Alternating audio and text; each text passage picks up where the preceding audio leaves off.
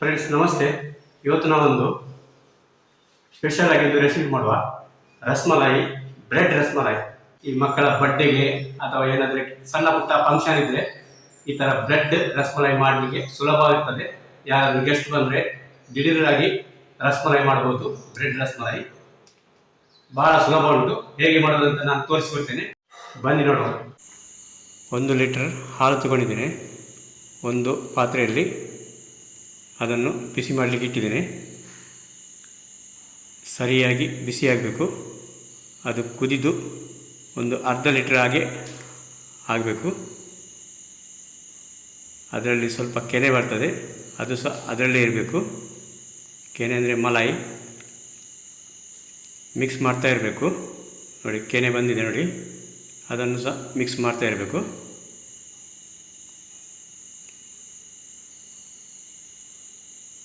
ಸ್ವಲ್ಪ ದಪ್ಪ ಆಗಿ ಬರುತ್ತದೆ ಹಾಲು.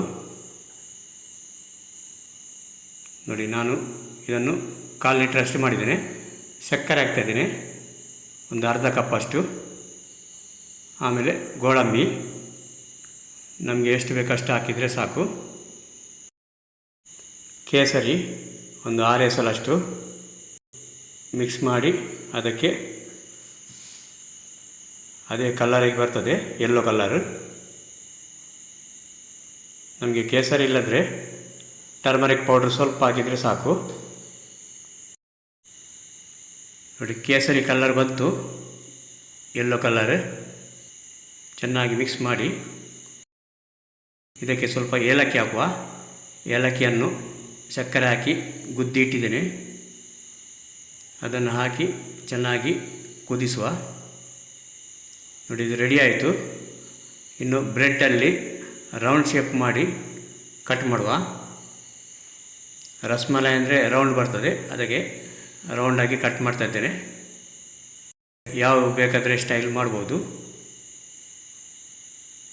ನೋಡಿ, ಈ ಥರ ಕಟ್ ಮಾಡಿ ತಗೊಳ್ಬೇಕು. ಬ್ರೆಡ್ ಯಾವುದು ಸಹ ನಡೀತದೆ. ಸ್ವೀಟ್ ಅಲ್ಲದ್ರೆ ಚಪ್ಪೆ ಬ್ರೆಡ್ ಸಹ ನಡೀತದೆ. ಸ್ವೀಟ್ ಬ್ರೆಡ್ ಆದರೆ ಸ್ವಲ್ಪ ಸಕ್ಕರೆ ಕಮ್ಮಿ ಆಗಿದ್ದರೆ ಸಾಕು.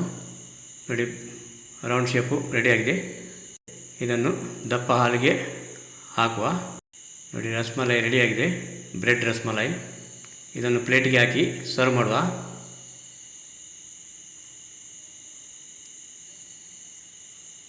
ತುಂಬ ರುಚಿಯಾಗ್ತದೆ. ಇದು ತುಂಬ ಸಿಂಪಲ್ ಉಂಟು ಫ್ರೆಂಡ್ಸ್. ಇದು ರಸ್ಮಲಾಯಿಯ ಹಾಲನ್ನು ಸ್ವಲ್ಪ ಕೋಲ್ಡ್ ಮಾಡಿಡಬೇಕು. ಬಿಸಿ ಹಾಲಿಗೆ ಹಾಕಬಾರ್ದು.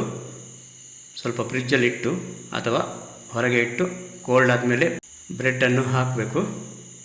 ನೋಡಿ, ಪ್ಲೇಟಲ್ಲಿ ಸರ್ವ್ ಮಾಡುವಾಗ ಇದಕ್ಕೆ ಸ್ವಲ್ಪ ಬಾದಾಮ್, ನಿಮ್ಮ ಹತ್ರ ಯಾವುದು ಡ್ರೈ ಫ್ರೂಟ್ ಉಂಟು ಅದನ್ನು ಹಾಕ್ಕೊಳ್ಳಿ.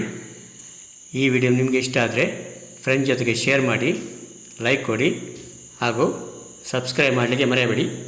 Thank you.